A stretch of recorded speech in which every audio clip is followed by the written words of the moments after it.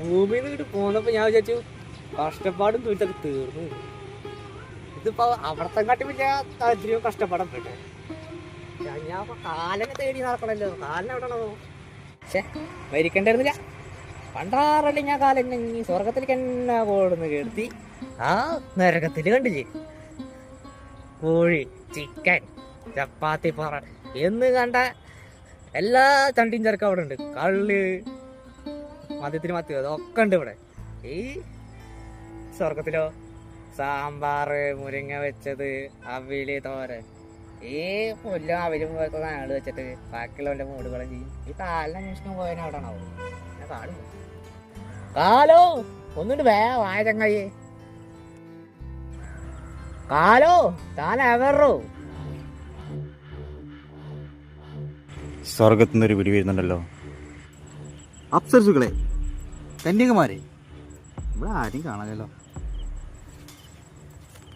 പിടിക്കാണോ എന്നെ ദൈവം വരെ നോക്കാൻ വേണ്ടി എത്തിച്ചത്? ആ എന്തായാലും ആ വേട്ടവളേൻ്റെ അടുത്തേക്ക് പോയേക്കാം. കാലോ കാല എന്താ മകനെ, എനിക്ക് എന്താ വേണ്ടത്? പ്രഭു, എനിക്കിവിടെ ജീവിച്ച് അടുത്തു. എന്നെ ഒന്ന് വേഗം അങ്ങ് ഭൂമിയിലേക്ക് പറഞ്ഞു വിട്ടാലും.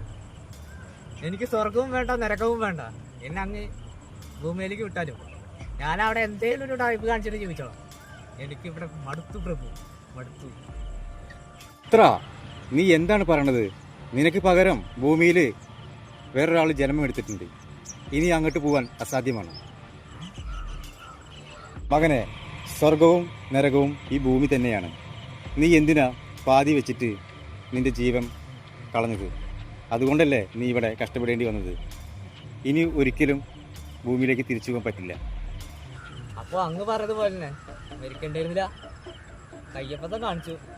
പ്രപഞ്ചത്തിലെ ഏറ്റവും നല്ല സ്വർഗം എന്ന് പറയുന്നത് ഭൂമി തന്നെ. മരിക്കണ്ടായിരുന്നില്ല. മകനെ, ദൈവം തന്ന ആയുസ് വരെ നീ ജീവിക്കേണ്ടതായിരുന്നു.